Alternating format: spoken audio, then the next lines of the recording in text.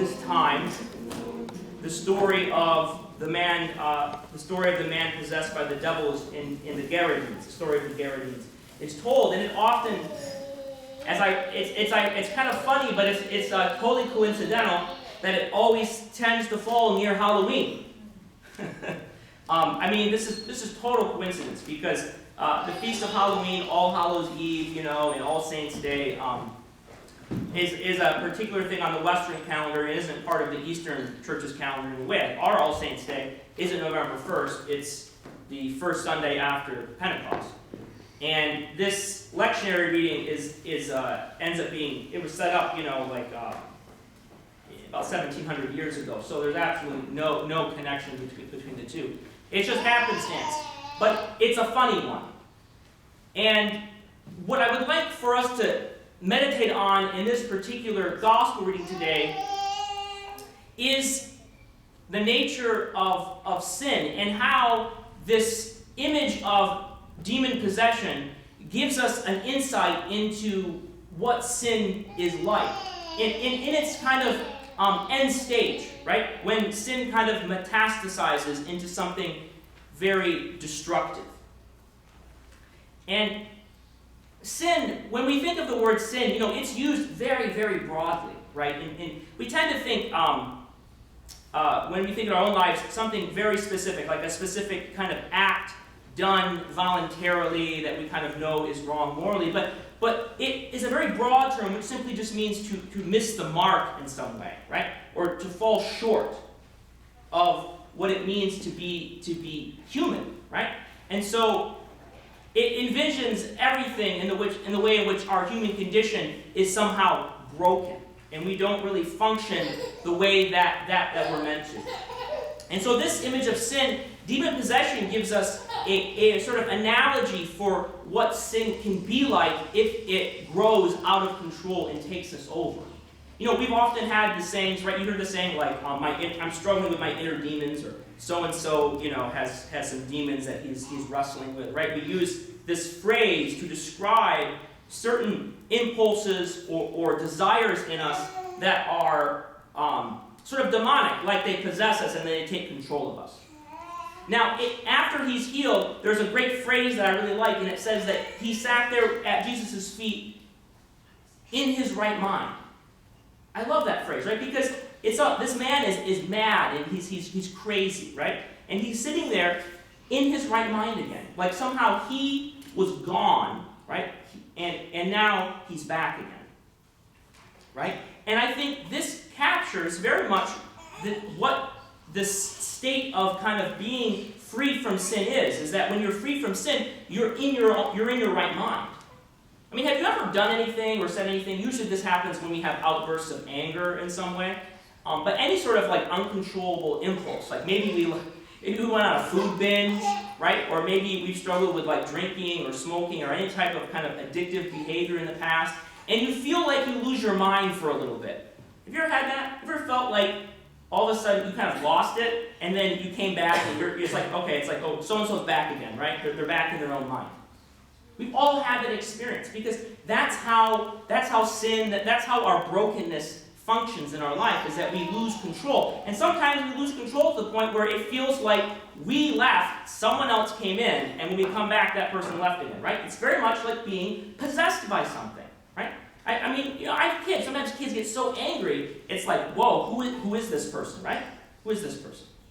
Have you ever had an experience like that, where you've interacted with somebody, and you've thought to yourself, man, what is wrong with them? Who is this person, right? They're not acting like they normally act. I know, we're all thinking of Ray right now. No, I'm just teasing. He was looking at Mary, so I had to give him a hard time, No. So we've all had this experience, right? And I think what we can understand is that this sin and brokenness is very much sort of like a madness, like we lose our mind in some way. And specifically, I want to think of when sin kind of reaches a point, right? Or when any sort of desire that we have takes over, right? It often can become an addiction, right? An addiction is very much, it's like when you're addicted to something, you have a real addiction, you are not in control, okay? You are not in control. You are oppressed, right? And you do that thing compulsively, Not because you even will it. It's like your will is in bondage, and you cannot help but do that thing that you're doing. Okay? You're oppressed by it. This is addiction. And there's all kinds of addictions, right? You have, like addictions to technology or screen time or gaming or food or sex or pornography or smoking or any other type of drug that we have, right? Caffeine's included in that. We all are people everyone has struggled in some way with some sort of addiction, right?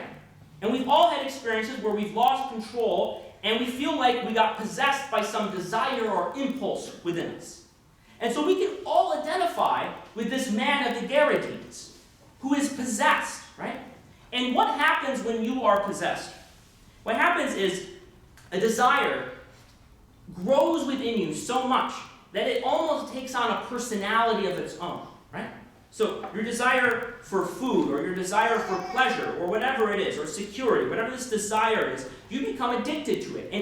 And you feed it and you feed it, and this little monster, right, grows and grows and grows until it becomes like its own person living with you, right? Right inside you with your soul. Okay? And this little person, right, pops up from time to time and takes you over and then lets you go back, lets you grab the steering wheel again once in a while. Okay? This is the nature. This is why demon possession is a great image of how sin and addiction and our brokenness functions. Now, what I think is, what I want to offer to you is that this word addiction, the fathers have a word for it, and they call it the passions, right? You hear this sometimes in hymnography or in prayers that we read, the passions, right? And so the passions are, like when you have a passion, it's not like, oh, I'm hungry and it's late at night, and so I know I'm not supposed to eat that slice of cake in the fridge, but I'm going to eat it anyways at 1 in the morning, right? That's not a passion. A passion is like you walk by the donut shop and you can't help yourself, so you break the window and you grab all the donuts and you eat so many till you throw up, okay? Like, that's a passion, right? It's way overboard. And the reason that we're always called to keep our impulses and desires and our thoughts and all of our sins kind of in check and to do all those things is because if we don't, anyone at any time has the potential to really spin out of control and to develop a passion or to develop, as we would say kind of in modern terminology, some sort of addiction to something. Now what's interesting is there's a lot of recent research that's been done that shows that a lot of the ways that people think about addiction is wrong. We often think, addiction, some people think, well, the person just, they just don't have enough self-control, right? But it's clearly not that. And some people think, well, it's just purely a medical thing, right? Like if someone's using heroin, right? You use it for 20 days and, you get chemically hooked to it, right? It's a physiological phenomenon. But what's interesting is that there's a lot of examples to show that this actually isn't the case. Like, for example, if you go, you go to any hospital, and there are thousands of people shooting up heroin every single day in the hospital, right? If you go and you break your hip, okay, and you go to the hospital, they're going to it's going to be under a different name, but they're going to give you, medical-grade heroin, okay? And you know what? Grandmas are not coming out of the hospital junkies. Why is that? Okay, during the Vietnam War, you had there was incredible heroin abuse going on during the Vietnam War. Okay, it was huge, and everyone was worried. All of our boys are going to come home, and they're all going to be junkies on the street. And what are we going to do? And what happened? Nothing happened. Okay, nothing happened. There was a great study that this psychologist did, and they put these rats in a rat in a cage. And they gave him a bottle of water and a bottle of heroin, okay? And they let the rat go up and he could have whatever he wanted. And inevitably, the rat would drink the heroin until it killed itself, okay? But when they made little rat heaven and they put the rat in with lots of other rats, lots of tunnels to crawl through and balls to play with, guess what happened? They didn't touch the heroin, okay? So what the research suggests is that addiction is about bonding, right? It's about forming meaningful and fulfilling connections and relationships with other people. And that when we do not have meaningful relationships in our lives and we feel isolated and empty and alone, guess what we do? We bond with something else. We bond with food, we bond with sex, we bond with drugs, we bond with something because there is a desire within us to belong and to be a part of something. And that's at the root of addiction. And that's at the root of really every sin, is the desire to belong and to be a part of something, to have some meaningful connection. Because we do things that we don't want to do because there's something missing in us that we're trying to fill. And you see, when the fathers talk about the passions, these are not purely wrong desires, right? They're usually right desires that have been twisted in some way so that they're pointing in the wrong direction, right? So like we need food, right, to live and survive, but it can be twisted, right? And so you can think of any sort of behavior that really, at its root, is some sort of good and God-given impulse, right? That's just misdirected. And when it's misdirected, we're not fulfilled. And that thing grows and grows until it becomes something that possesses us. So we decide to bond with whatever drug or substance, right, that we want in our life, whatever it would be. And we bond with it like we would another person. And we bond with it until it becomes a thing that possesses us. You see the connection here between the image of demon possession as being some sort of entity that lives in you and takes control of you, and the desire to bond and to have someone who lives in you and whom you can trust and share your life with. You see that connection? That what's going on in demon possession is precisely what we all actually desire, which is to be united with something. And isn't it ironic that when this man is asked, when the demon is asked his name, he says what? My name is Legion, for I am many. And this man, though he had many demons, though he had much company, was what? Completely alone. Where was he? Out in the graveyard, out in the wilderness by himself.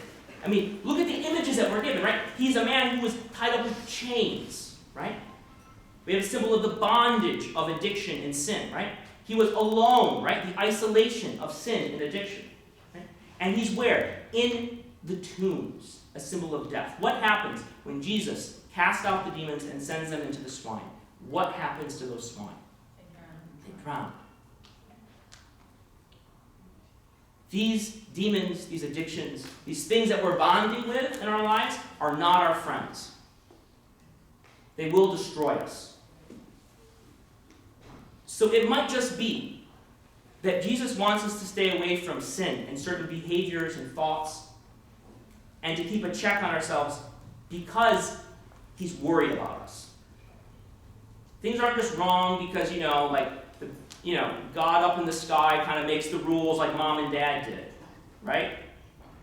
But he doesn't want us to sin because it's not good for us, because it will hurt us. At the very end, this man is sitting with Jesus in his right mind, having a real human connection. And what does he want to do at the end? What does he want to do? He wants to what? He wants to follow Jesus, right? He wants to be with him. And I think this reveals that what this man always wanted and what he was able to get with Jesus is to belong and to connect with another human being. To belong and to connect with God. What is a sad thing is that the way that these people treated this man, right? What do they do with someone who was sick or broken or addicted, right? What do they do with this man? They put him away, right? Away from everyone else, right? Put him in chains. What do we do with addicts in this country? We do the exact same thing. People who need relationships, people who need to know how to bond and be loved, we give them the exact opposite of what they actually need. And when this man's healed, how do they act? They don't know how to deal with it, right? They're frightened, they're afraid, right? And they want the man to leave, they want Jesus to leave. So when it comes to anyone who has any sort of addiction, we need to think about how we're treating them. And if we're doing to them what the people in the Gerasenes did to the man living among the tombs. And if we want to be on our guard and prevent the kind of thing that happened to that man from happening in our own life, what greater reason could there be to go to church than that? You go to church so that you can bond with God and man. You know, people in our day, if you look at any community organization, people don't belong to stuff anymore, right? They don't belong to libraries, they don't belong to civic clubs, they don't belong to leagues, sport leagues, they don't go to church, right? People just don't belong to groups and community things anymore like they did, 50, 60 years ago. Families aren't as tight-knit, and so what you have is this incredible problem of isolation and not belonging. And you know what? The church community is precisely the remedy for that. It's a place that even if you don't feel like it, you come anyways because you know what you really need is to belong, is to love and be loved by a group of other people. And anything else you do to try to fill that hole is going to lead you down a dark path. That's why we go to church. That's why at the center of the liturgical life of our community is what? Holy Communion, which is all about bonding, right? About having God within us. And so instead of being possessed and filled with some demon, we're possessed and filled with God, which is what we've all always wanted all along. Glory to Jesus Christ.